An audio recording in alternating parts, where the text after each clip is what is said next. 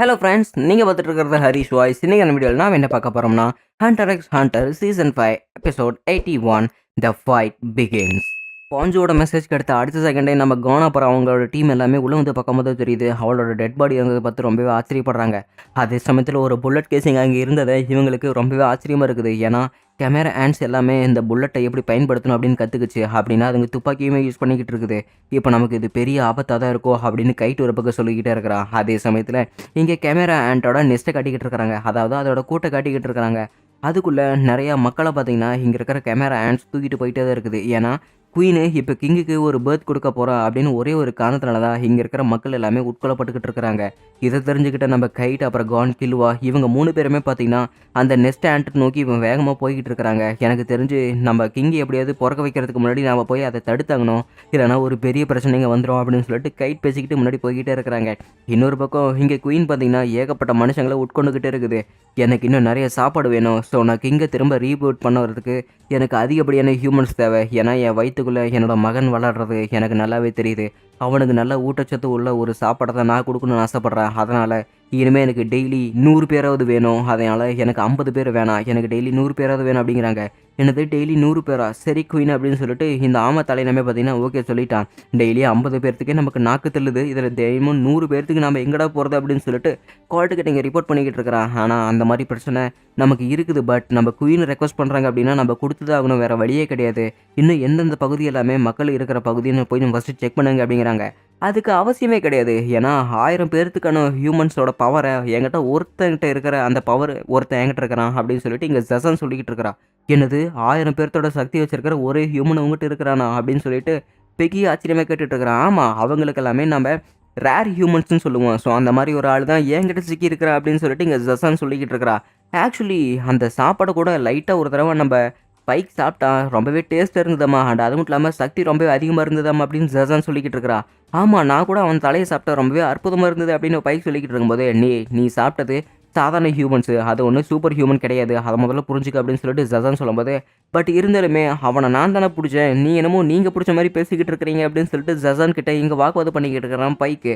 இன்னொரு தடவை என்கிட்ட வாய் வச்சுக்கிட்டேன்னு வச்சுக்க, உன்னை கொள்றதுக்கு நான் கொஞ்சம் கூட தயங்க மாட்டேன் அப்படின்னு சொல்லிட்டு இவ அப்படி மிரட்டிக்கிட்டு இருக்கிறா ஜசான் பைக்கை. என்னை மன்னிச்சிருங்க, நான் இனிமேட்டு பண்ணவே மாட்டேன் அப்படின்னு சொல்லிட்டு பயந்துக்கிட்டு இருக்கிறான். அதே சமயத்தில் இங்கே பைஹான் அப்படின்னு சொல்லிட்டு ஒரு காலம் மறுமடி இருக்கிற ஒருத்தன் பார்த்தீங்கன்னா ரொம்பவே கோவப்படுறான். நீ நிஜமாலுமே அந்த மனுஷனை சாப்பிட்டே அப்படிங்கும்போது, இல்லை நான் அந்த ரேர் ஹியூமனை சாப்பிடல, நான் சாதாரண மனுஷனை தான் சாப்பிட்டேன் அப்படிங்கிறாங்க. நீ மனுஷனை ரேர் ஹியூமனை சாப்பிட்டே இல்லையோ, நீ மனுஷனை சாப்பிட்டு இல்லை, அது ரொம்பவே தப்பு. ஏன்னா நம்ம குயினுக்கு கொடுக்க வேண்டிய சாப்பாடு நீ சாப்பிட்ருக்கிற, உன்னை நான் கொல்லாமல் விட மாட்டேன்டா அப்படின்னு சொல்லிட்டு பைஹான் நம்ம பைக்கை போட்டு அடிச்சுக்கிட்டு இருக்கும் போது அவன் தன்னோட வெப் விட்டுட்டு பார்த்தீங்கன்னா ஜஸ்ட் மிஸ்ல தப்பிச்சு போயிட்டான். மரியாதையா இங்கே வா பைக் அப்படின்னு சொல்லிட்டு பைஹான் கூப்பிடும் போதே ஒரு தடவை தெரியாமல் பண்ணிட்டேன், இப்போ மன்னிச்சிருங்களேன் அப்படின்னு சொல்லிட்டு இருக்கிறாங்க. குயினோட சாப்பாடை சாப்பிட்டது மட்டும் இல்லாமல் நீ மணிப்பா கேட்டுட்டு இருக்கிற அப்படின்னு சொல்லிட்டு பைஹான் சண்டை போட்டுக்கிட்டே இருக்கும்போது, சரி அப்படின்னா இந்த 1000 ஹியூமன்ஸ் பவர் வச்சிருக்கிற ஒரே ஒரு ரேர் ஹியூமனை நம்ம எத்தனை பேர்த்துக்கிட்ட அறையிறது அப்படிங்கும்போது, இந்த ஒரு ரேர் ஹியூமன் தான் நம்ம சோல்ஜர்ஸ் வந்து அடிச்சது. ஸோ ஃபுட் சோல்ஜர்ஸை அந்த மாதிரி மேஜிக்கல் பவர் வச்சு அடிச்சது கண்டிப்பாக இவனாக தான் இருக்கும் அப்படிங்கிறாங்க. அப்படின்னா சரி, நம்ம இந்த மாதிரி நிறையா மேஜிக்கல் சோல்ஜர்ஸை ஃபஸ்ட்டு தேடுவோம், ரேர் ஹியூமன்ஸ் நம்ம கிடச்சிட்டா போதும், நமக்கு நிறைய வேலை மிச்சமாயிரும் அப்படின்னு சொல்லிக்கிட்டு இருக்கிறாங்க.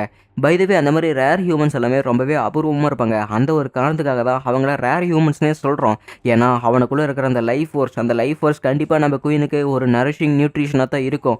அதனால தான் அந்த மாதிரி ஒரு சாப்பாட்டை நான் உங்களுக்கு எடுத்து வந்துருக்கிறேன் அப்படின்னு சொல்லிட்டு இங்கே ஜசன் சொல்லிக்கிட்டு இருக்கிறா. அப்படின்னா அந்த மாதிரி ஒரு ரேர் ஹியூமன்ஸை நம்ம டெய்லி ஒன்று எடுத்தாலே போதும், நம்ம 10 நாளுக்கான வேலையை நம்ம ஒரே நாளில் செஞ்சிடலாம். ஆயிரக்கணக்கான ஹியூமன்ஸ் வந்து ஒரு ஆளில் இருக்கிறான்னு தெரிஞ்சால் நம்ம 9 நாள் ரெஸ்ட் எடுத்துக்கலாமே அப்படிங்கும்போது பைத்தியக்காரத்தனமாக பேசாதா, அதுதான் ரேர் ஹியூமன்ஸ்னு ஏற்கனவே ஜசன் சொல்கிறாள்ல. அப்படின்னா கண்டிப்பாக அது எல்லாமே பிரச்சனையாக தான் இருக்கும், நம்ம தேடி கண்டுபிடிக்கிறதுக்கு அப்படிங்கிறாங்க. இன்னொரு பக்கம் இன்னொரு பிரச்சனை, ஏன்னா நம்ம ரேமோட்டு இருந்துக்கிட்டு நிறைய மக்கள்கிட்ட தொந்தரவு பண்ணிக்கிட்டு இருக்கிறா அப்படின்னு கோல்ட்டிங்க ரிப்போர்ட் வருது. இன்னொரு பக்கம் ரேமோட்டு காட்டினா அவன் அங்கே இருக்கிற குதிரைகளை வேட்டையாடி தின்னுக்கிட்டு இருக்கிறான். அந்த கோல்ட்னால தான் எனக்கு இந்த மாதிரி நிலைமை வந்துச்சு. ஸோ நான் மனுஷங்களை வேட்டையாடி தின்னுருக்கணும், ஆனால் இங்கே குதிரைகளை வேட்டையாடி தின்னுட்டு இருக்கிறான், எனக்கு கடுப்பாக இருக்குது அப்படின்னு சொல்லிட்டு அவன் குதிரைகளை தின்னுக்கிட்டே இருக்கிறான். அதே சமயத்தில் நம்ம கோல்ட்டு அந்த கரும்பு பிடிச்ச ரேமோட்டு என்ன பண்ணுறான் அப்படிங்கிறதுக்காக அவன் செக் பண்ணுறதுக்காக காட்டுப்பகுதிக்குள்ளே போய்கிட்டு இருக்கிறான். பட் அவனுக்கு உள்ளே போகும்போதே பார்த்தீங்கன்னா ஒரு டிஃப்ரெண்ட்டான ப்ரெசன்ஸ் தெரிய வருது. ஏன்னா அங்கே உள்ளே வந்திருக்கிறது வேறு யாரும் இல்லை, நம்ம கைட்டு கான் கிலுவா அவங்க 3 பேர் தான் வந்திருக்கிறாங்க. ஊர் பகுதிக்குள்ளே என்ன நடந்தது அப்படின்னு பார்க்கறதுக்காக கைட் கான் கிலுவா 3 பேருமே பார்த்தீங்கன்னா அவங்க ஒவ்வொரு வீட்டுக்குள்ளேயுமே போய் செக் பண்ணி பார்க்குறாங்க. அங்கே எந்த ஒரு மனித நடமாட்டமுமே இல்லாமல் ரொம்பவே அமைதியாக இருக்குது. இது ரொம்பவே ஆச்சரியமாக இருக்குது. ஏன்னா இந்த இடத்துல இருக்கிற எல்லா விஷயமுமே மனித இடத்துக்கு அப்பாற்பட்டதாக இருக்குது. ரொம்பவே வித்தியாசமாக இருக்குது அப்படிங்கிறாங்க. எனக்கு ஒரு கெட்ட வாசனை வருது அப்படின்னு சொல்லிட்டு நம்ம கானு இன்னொரு பக்கத்தை கூட்டிகிட்டு போகிற பாருங்க. ஒரே ரத்தமாக கிடக்குது தரை முழுக்க. அண்ட் அந்த தரை கரை எல்லாமே பார்த்தீங்கன்னா, ஏதோ ஒரு காட்டுப்பகுதிக்குள்ளே இழுத்துட்டு போயிட்டு தான் இருக்குது. அத அவங்க தொடர்ந்து உள்ள போயிட்டு பார்த்தா தான் தெரியுது. ஒவ்வொரு குதிரையுமே பார்த்தீங்கன்னா, மரத்தில அப்படியே பின்பகுதியிலேருந்து வாய் வரைக்கும் சொருகி வச்சிருக்குது. இதெல்லாம் பார்க்கும்போது இவங்களுக்கு செம்ம ஷாக்கிங்கா இருக்குது. இது என்னது குதிரை எல்லாமே இப்படி இருக்குது அப்படின்ட்டு இருக்கும்போது, ஆக்சுவலி இதெல்லாமே குருவிகள் பண்ற வேலை. ஸோ பறவைகள் தன்னோட இரை கிடைச்சதுக்கு அப்புறம் மரத்தில இந்த மாரி மாட்டி வைக்கிறது, அதுக்கு ஒரு பொழுதுபோக்கு மாரி. அதுங்க அப்புறமா அத எடுத்து கூட சாப்பிட்டுக்கோ அப்படின்னு சொல்லிட்டு கைட்டுங்க சொல்லிக்கிட்டு இருக்கிறான். பின்னாடியே பார்த்தீங்கன்னா, "ஏய் நீங்கலாம் யாரு? என்னோட பிரேக்கு பக்கத்துல, என்னோட சாப்பாட்டுக்கு பக்கத்துல நீங்க எதுக்கு நிக்கிறீங்க?" அப்படின்னு சொல்லிட்டு ரேமட் பேசிக்கிட்டு இருக்கிறான் பாருங்க. "ஓ! அப்படின்னா உங்களோட பிரசன்ஸையுமே உங்களால மறைக்க முடியுமா?" அப்படின்னு சொல்லிட்டு கைட்டிங்க இருக்கிற இடத்துல கிட்ட பேசிக்கிட்டு இருக்கிறான் அவனுக்குள்ளேயே. இது எல்லாத்தையுமே பார்த்தீங்கன்னா, நம்ம கோல்ட் ஒளிஞ்சிருந்து பார்த்துக்கிட்டு தான் இருக்கிறான். "நீங்க எல்லாருமே யாரு? நீங்க 3 பேருமே என்னோட சாப்பாட்டுக்கிட்ட என்ன பண்ணிக்கிட்டு இருக்கிறீங்க? என் சாப்பாட்டு மேல கை வச்சீங்க, உங்கள நான் கொன்னே போட்டுருவேன்." அப்படின்னு சொல்லிட்டு பார்த்தீங்கன்னா, ரேமட் பேசிக்கிட்டு இருக்கிறான். அதே சமயத்துல, "நீங்க 3 பேருமே மனுஷங்க தானே? உங்க 3 பேர்த்தையுமே சாப்பிட்டு என்னோட பசி நான் தீர்த்துக்க போறேன். ஏன்னா நீங்க 3 பேருமே என் சாப்பாட்டுல கண்ணா இருந்தீங்கல்ல. உங்கள நான் கொல்லாம விடவே மாட்டேன்." அப்படின்னு சொல்லிட்டு ரேமட் பார்த்தீங்கன்னா, அட்டாக் பண்ண கரெக்ட்டா வரான் பாருங்க. ஜஸ்ட் மிஸ்ஸில கைட்டு தப்பிச்சு போயிடுறான். பட் இருந்தாலுமே நம்ம கான் கிலுவா அந்த அடி வாங்கிடுறாங்க. ஆனாலுமே எதிர்த்து நிக்கிறாங்க. பசங்க 2 பேரும் ஆடி போயிட்டாங்க. அப்பேற்பட்ட சக்தி ஆனதுக்கப்புறம் வந்து என் கூட சண்டை போடுற அப்படின்னு ரேமட் சொல்லும்போது, ஒரு பவர்ஃபுல்லான ஆராவ பார்த்தீங்கன்னா, நம்ம கைட்டு இந்த இடத்துல அன்லீஷ் பண்ணிக்கிட்டு இருக்கிறான். இது ரொம்பவே சக்தி வாய்ந்ததா இருக்க மாட்டிருக்குது. இவன் இதுக்கு முன்னாடி நான் முன்ன பின்ன பார்த்தது கூட கிடையாது. இவன் என்ன இந்த மாதிரி சக்தி வாய்ந்த அளவு இருக்கிறான் அப்படின்னு சொல்லிட்டு ரேமட் ஆச்சரியப்பட்டுக்கிட்டு இருக்கிறான். ரொம்பவே சண்டை போட்ட அந்த ஆளு பார்த்தீங்கன்னா, டப்புன்னு அப்படியே நிறுத்திடுறான். "என்னாச்சு அட்டாக் பண்ண போக மாட்டேங்கிற?" அப்படின்னு சொல்லிட்டு இவங்க ஆச்சரியமா பார்த்துக்கிட்டு இருக்கும்போது, "கான் கில்லுவா, ஸோ இவனை நீங்க சமாளிக்க ஆரம்பிச்சிட்டீங்கன்னா, நான் உங்கள காட்டுக்குள்ள கூட்டிட்டு போறேன். ஏன்னா நீங்க 2 பேருமே எனக்கு பிரச்சனையே வந்துடக்கூடாது பாருங்க. நீங்க சக்தி வாய்ந்தவங்களா இருந்தாங்கன்னா தான் நான் உங்கள உள்ள கூட்டிட்டு போவேன். நீங்க இவன அடிச்சு ஜெயிங்க. அதுக்கப்புறம் நான் உங்கள உள்ள கூட்டிட்டு போறேன். மறந்துடாதீங்க, இவன் ஒன்றும் மனுஷன் கிடையாது. இவன் ஒரு கேமரா ஆன்ட்டு. இவனை நீங்க கொல்றதுக்கு தயங்கக்கூடாது." அப்படின்னு சொல்லிட்டு இங்க கைட் சொல்றான். அப்படின்னா சரி, பட் இருந்தாலுமே நீங்க இந்த மாதிரி எங்களை ட்ரீட் பண்றது எங்களுக்கு சுத்தமா பிடிக்கல கைட். ஏன்னா நாங்க 2 பேருமே குழந்தை கிடையாது. நாங்க 2 பேருமே ப்ரோ ஹண்டர்ஸ். இனிமே எங்களை இந்த மாதிரி குழந்தை மாதிரி ட்ரீட் பண்ணாதீங்க அப்படின்னு சொல்லிட்டு நம்ம கானு கில்லுவா 2 பேருமே சண்டை போடுறதுக்கு தயாராகிட்டு இருக்காங்க. என்னது இந்த பொடி பசங்க இருந்ததை விட இப்போ ரொம்பவே சக்தி வாய்ந்தவங்களாயிட்டானுங்களே அப்படின்னு சொல்லிட்டு இருக்கும்போது, கண்ணுமிக்கிற நேரத்துக்குள்ள பார்த்தீங்கன்னா 2 பேருமே இப்படி காத்துலேயே பறந்து ரேமோட்டை அட்டாக் பண்ண ட்ரை பண்ணுறாங்க. ஸோ ரேமோட் வந்து அட்டாக்கை ஈஸியாக தடுத்துட்டான். இவனுங்களாம் என்ன எனக்கு சமமா அப்படின்னு சொல்லிட்டு நம்ம கில்லுவா ஒரு அடி அடிக்கிறான். மேபி இதை ட்ரை பண்ணுறதுக்கு இதுதான் சரியான தருணமாக இருக்கும்னு நினைக்கிறேன் அப்படின்னு கில்லுவா ஒரு பக்கம் யோசிச்சுக்கிட்டு அப்படியே வானத்துக்கு போயிட்டு ஒரு இடியை இறக்குற பாருங்க, தண்டர் போல்ட் அப்படின்னு. ஸோ அவனோட ஆறாவை இங்கே தண்டர் போல்ட்டாக மாட்டுறதுக்கு அவன் கற்றுக்கிட்டான்ல. ஸோ அந்த பவர் வச்சுக்கிட்டு நம்ம ரேமட்டை கில்லுவா அடிக்கும்போது, "here comes the rock, first rock paper scissor" அப்படின்னு சொல்லிட்டு ராக் அப்படின்னு ஒரு அடி அடிக்கிற பாருங்க. பறந்து போய் விழுந்த ரேமட் பார்த்தீங்கன்னா கீழே விழுந்து சாவான்னு பார்த்தா, கரெக்டாக நம்ம கோல்டு பார்த்தீங்கன்னா ரேமட்டை பிடிச்சிட்டு இங்கிருந்து தப்பிச்சு போயிட்டே இருக்கிறான்.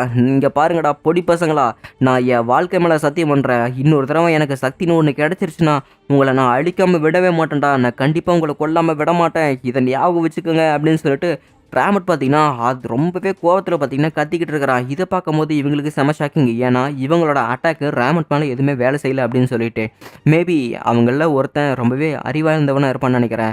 ஏன்னா இப்பேற்பட்ட ஒரு சக்தி எல்லாமே நம்மக்கிட்ட எந்த அளவுக்கு இருக்குன்னு தெரிஞ்சுக்கிறதுக்காக இவ்வளோ நேரம் ஒளிஞ்சிக்கிட்டு இருந்தான். ஸோ இனிமேல் நீங்கள் புரிஞ்சுக்குங்க, நீங்கள் இந்த அளவுக்கு சக்தி இருந்தாலே போதும், என் கூட சேர்ந்து சமாளிக்கலாம்.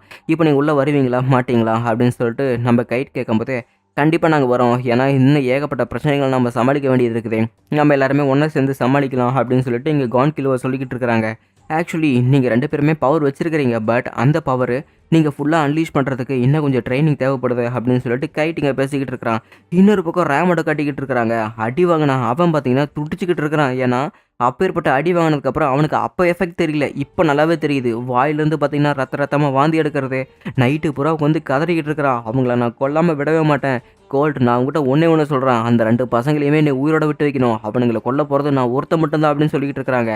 சரி, நீ சொல்கிற மாதிரி நான் அவங்கள கொல்ல ஒத்துக்கிறேன். பட் அவங்கள நீ சாப்பிட நான் விட மாட்டேன். ஏன்னா அவனுங்க 2 பேருமே ஒரு நல்ல நியூட்ரிஷனல் கண்டென்ட் நம்ம குயினுக்கு. ஸோ அவங்களுக்கு நாம் அதை கொடுக்கணும். அதனால் நீ போய் அவங்கள அடித்து வேணால் கொடுங்க, நீ அவனை சாப்பிட்றக்கூடாது அப்படின்னு சொல்லிட்டு இங்கே கோல்ட் சொல்லிக்கிட்டு இருக்கிறான். கண்டிப்பாக நான் ஒரு நாள் அவங்கள கொண்டே தான் தீருவேன் பாரு. நான் அனுபவிக்கிற வலிக்கெல்லாமே நான் திருப்பி அவங்களுக்கு தராமல் விடவே மாட்டேன் அப்படின்னு சொல்லிட்டு பார்த்தீங்கன்னா இங்கே ரேமட் சொல்லிக்கிட்டு இருக்கிறான். "நீ என்ன வேணால் பண்ணிக்க, பட் இருந்தாலுமே என்னோட ஆர்டரை மீறி நீ எதுவுமே செய்யக்கூடாது" அப்படின்னு ரேமட் சொல்லிக்கிட்டு இருக்கிறான். "ஓ அப்படியா, உனக்கு நான் மட்டும்தான் உன்னோட ஆர்டர் கேட்கணும் அப்படின்னு உனக்கு ஏதாவது சட்டங்கீது ஏதாவது இருக்குதா என்ன? ஏன்னா ஏகப்பட்ட டீம்ஸ் வந்து அவங்களோட பிரேவை சாப்பிடல அப்படின்னு உரிமை இருக்குது. ஏன்னா யூஞ்சியோட டீமு மனுஷங்கள சாப்பிடலாம் அப்படின்னா என்ன காரணத்துக்காக சீட்டு அப்புறம் ஹாகியாவோட டீமில் இருக்கிற லீடர்ஸ் மட்டும் அவங்களோட இஷ்டத்துக்கு ஏற்ற மாதிரி பண்ண முடியும் அப்படின்னு சொல்லிட்டு அவன் பார்த்தீங்கன்னா ரொம்பவே கோவமா கேட்டுட்டு இருக்கிறான். நீ சொல்றது உண்மைதானா? அவங்க அந்த மாதிரி தான் பண்ணுறாங்களா அப்படின்னு கோல்ட்டுக்கு செம ஆச்சரியமா இருக்குது. இன்னொரு பக்கம் ஹாகியாவை காட்டிக்கிட்டு இருக்கிறாங்க. ஆமாம், அவன் சொல்கிற மாதிரி நாங்கள் மக்களை வேட்டையாடுவோம், வேட்டையாடி நாங்கள் அப்படியே கொண்டு போட்டுருவோம் அப்படின்னு சொல்லிட்டு பேசிக்கிட்டு இருக்கிறான். இதெல்லாம் உனக்கே நல்லதா தெரியல. ஏன்னா மக்கள் எல்லாருமே நம்ம குயினுக்கு ஃபீட் பண்ண வேணும். நீ எதுக்காக இந்த மாதிரி பண்ணிக்கிட்டு இருக்கிற அப்படின்ட்டு இருக்கும்போது, என்னது குயினுக்கு ஃபீட் பண்ண போகிறீங்களா? அவனுங்களையா? அவனுங்க ரொம்பவே கேவலமானவங்க, வீக்கானவங்க அப்படின்னு சொல்லிட்டு இங்கே ஹாகியா சிரிச்சுக்கிட்டு இருக்கிறான். சீட்டு நீயும் அந்த மாதிரி பண்ணிக்கிட்டு இருக்கிற அப்படின்னு சொல்லிட்டு கோல் சொல்லும்போது, அவன் சொல்கிற மாதிரி நான் அந்த மாதிரி தான் பண்ணுறேன். பட் இருந்தாலுமே எனக்கு கொடுக்கப்பட்ட வேலையை நான் கரெக்டாக செஞ்சுட்டு தான் இருக்கிறேன். ஒரு 50 ஆளுங்களை நான் கொடுக்கணும் அப்படின்னா 50 ஆளுக்கு கொடுத்துட்டதுக்கு அப்புறம் தான் நான் இந்த மாதிரி ஃபன் பண்ணுறதுக்காக மற்றவங்களை கொல்லுவேன். மற்றபடி நான் எதுவுமே கொல்ல மாட்டேன் அப்படிங்கிறாங்க. அப்படின்னா சரி, நீங்கள் 2 பேருமே எந்த வேலையோ பண்ணுங்கள், எது வேணாலும் பண்ணுங்கள். என்கிட்ட ஒரே ஒரு ரெக்வஸ்ட் இருக்குது உங்ககிட்ட வைக்கிறதுக்கு. ஏன்னா சூப்பர் ஹியூமன்ஸ், அதாவது ரேர் ஹியூமன்ஸ் பற்றி நீங்கள் கேள்விப்பட்டிருக்கீங்கல்ல, அந்த மாதிரி ரேர் ஹியூமன்ஸை நீங்கள் பார்த்தீங்கன்னா அந்த ரேர் ஹியூமன்ஸ் மட்டும் நீங்கள் கொல்லாமல் எனக்காக இங்கே கொண்டுட்டு வரணும்.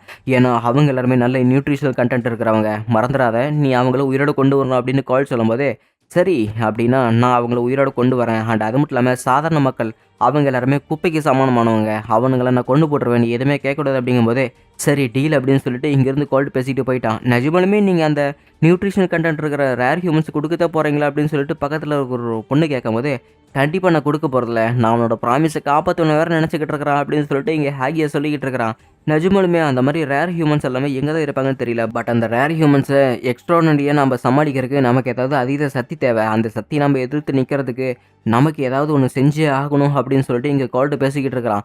அந்த மாதிரி சக்தி எதிர்க்கணும்னா நமக்கு வேறு ஏதாவது ஒரு பவர் கிடச்சிடணும். ஸோ ஒவ்வொரு ஸ்குவாட்ரன் லீடருக்கும் அந்த சக்தியை பார்க்குற அளவுக்கு ஒரு தெம்பு இருக்குது. பட் நமக்கு எந்த அளவுக்கு இருக்குது அப்படின்னு சொல்லிட்டு இங்கே சீட்டு பேசிக்கிட்டே இருக்கும்போது, நம்ம வேணால் எல்லாத்தையுமே நம்ம குயினுக்கிட்ட கேட்டு பார்க்கலாமா அப்படின்னு சொல்லிட்டு பெக்கி சொல்லிக்கிட்டு இருக்கிறான்.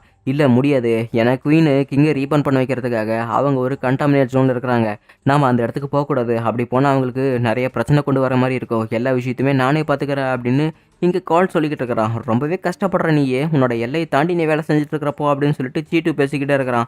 இன்னொரு பக்கம் என்ஜியில் இருக்கிற ஷேடோ டான்ஸ் அடியில் இருக்கிற எல்லா சோல்ஜர்ஸுமே பார்த்தீங்கன்னா செத்து கிடக்குறாங்க. இங்கே பாருங்க AK-47 அப்படின்னு சொல்லிட்டு கிலுவை கன் எடுத்து கட்டிக்கிட்டு இருக்கிறான். இந்த இடத்துல இன்னும் நிறைய பேர் இருப்பாங்கன்னு நினைக்கிறேன். அண்ட் இன்னும் ஏகப்பட்ட பிரச்சனைகள் இருக்கும் அப்படின்னு கைட் பேசிக்கிட்டு இருக்கும்போதே, கைட் கிலுவா 2 பேரும் இங்கே மேலே வந்து பாருங்க அப்படின்னு சொல்லிட்டு கான் கூப்பிட்றான் பாருங்க. இவங்களுக்கு செம்ம ஷாக்கிங். இவ்வளோ நேரம் அவங்க தேடிக்கிட்டு இருந்த என்ஜிஎலோட இருப்பிடம் எல்லாமே இங்கே தான் இருக்குது. இவங்களும் ஆச்சரியத்தோட அதையே பார்த்துக்கிட்டு இருக்கிறாங்க. அதோட எபிசோட் முடிக்கப்படுது.